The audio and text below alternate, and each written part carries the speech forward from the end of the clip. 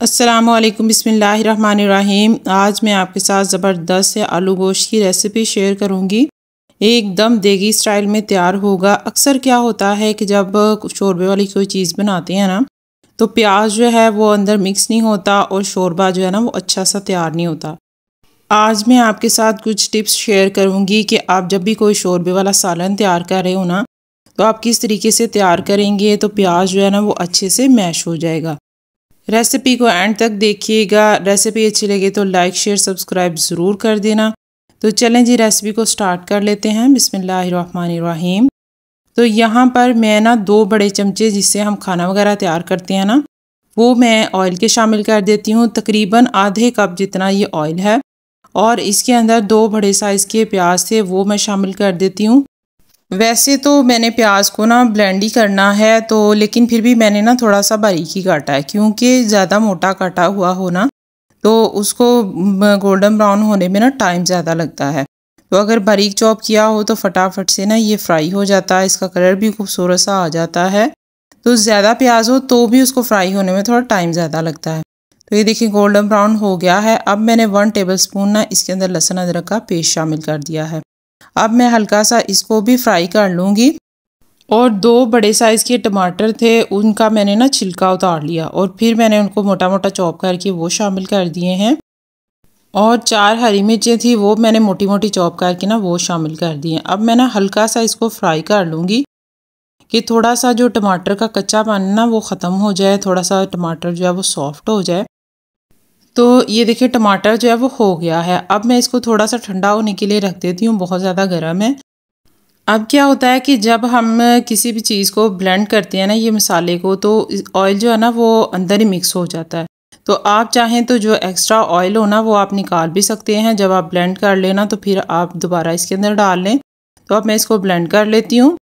तो ये देखिए मैंने ब्लेंड कर लिया है। अब मैं इसके अंदर शामिल करूँगी आधा किलो चिकन था, वो मैं इसके अंदर शामिल कर देती हूँ और मैं इसको ना फ्राई करूँगी 5 मिनट के लिए, ताकि इसका जो कलर है ना वो थोड़ा सा वाइट वाइट हो जाएगा, चेंज हो जाएगा। फिर मैं इसके अंदर स्पाइसेस ऐड करूँगी। इस तरह जो चिकन है ना वो थोड़ी देर ज़्यादा फ्राई हो जाता है तो उसकी स्मेल वगैरह ख़त्म हो जाती है। चिकन देखें फ्राई हो गया, थोड़ा इसका कलर सा चेंज हो गया है। अब मैं इसके अंदर शामिल करूँगी ½ टीस्पून रेड चिली पाउडर। मेरे पास जो रेड चिली पाउडर है वो थोड़ा तीखा है, इसलिए मैंने ½ टीस्पून ही शामिल किया है। 1½ टीस्पून मैं इसमें नमक शामिल करूँगी और इसके अंदर मैं शामिल करूँगी ½ टीस्पून हल्दी। नमक या मिर्च आप अपने टेस्ट के मुताबिक कम या ज़्यादा कर सकते हैं। ½ टीस्पून मैंने ज़ीरा शामिल किया है और मैं थोड़ा थोड़ा पानी डाल के ना ये मसाले को थोड़ा सा फ्राई कर लूँगी। मेरे पास जो सुरख मिर्च है ना वो थोड़ी सी तीखी है। अगर बाज़ औक़ात ये होता है कि आपके घर के हिसाब से जिस तरह आप घर में यूज़ करते हैं रेड चिली पाउडर, अगर इतनी ज़्यादा तीखी नहीं है तो फिर आप उसके अंदर ज़्यादा भी डाल सकते हैं। तो ये देखिए फ्राई हो गया है। अब इसके अंदर मैं ना आधा कप ना दही शामिल करूँगी। दही मैंने इसलिए पहले शामिल किया है कि जब हम अगर आलू फ्राई हो रहे हों साथ ही दही शामिल कर देना तो आलू जो है ना वो सख्त हो जाते हैं और पकने में बहुत ज़्यादा टाइम लगता है। इसलिए मैं इसके अंदर ना आलू बाद में शामिल करूँगी, पहले दही का पानी अच्छे से खुश्क हो जाए। या फिर आप दूसरा तरीका ये है कि जब आलू फ्राई हो जाए उसके बाद दही शामिल करें, थोड़ा सा मिक्स करें और उसके अंदर पानी शामिल कर दें। इस तरह भी आलू जो है ना वो सख्त नहीं होते। तो अब ये 2 बड़े साइज़ के आलू थे वो मैंने शामिल कर दिए हैं। मैंने मीडियम साइज़ के काटे हैं, आप चाहें तो आप बड़ा काट सकते हैं, जिस तरह आप अपने हिसाब से काटते हैं उस तरह काट सकते हैं।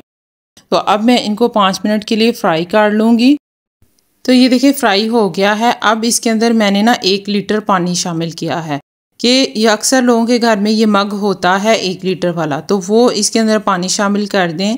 बाकी आप अपने फैमिली के हिसाब से जितना शोरबा वगैरह बनाना चाहते हैं उस तरह बना सकते हैं।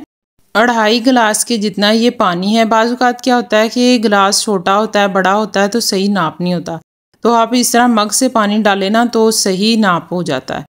शुरू में मैंने इसकी फ्लेम जो है वो हाई की थी, एक उबाला आ गया, फिर मैंने इसकी फ्लेम जो है ना वो लो कर दी है। अब मैं इसके अंदर शामिल करूँगी 2 काली मिर्चें हैं, 2 लौंग हैं और 1 बड़ी इलायची है। इससे बहुत ज़बरदस्त सी खुशबू और टेस्ट हो जाता है, जैसे देगी आलू गोश्त का होता है। तो इसको मैं आधे से पौना घंटा ना पका लूँगी। तो ये देखिए इसको पकते हुए आधा घंटा हो गया। अब मैंने ½ टीस्पून कसूरी मेथी शामिल की है और इसके अंदर मैं शामिल करूँगी 1 टीस्पून भर के पिसा हुआ गरम मसाला और इसको मैं हल्का सा एक दफ़ा मिक्स कर लेती हूँ। और फिर मैं इसके अंदर शामिल करूँगी 2 हरी मिर्चियाँ कट लगा कर मैंने रखी हुई हैं, वो मैं इसके अंदर शामिल कर देती हूँ।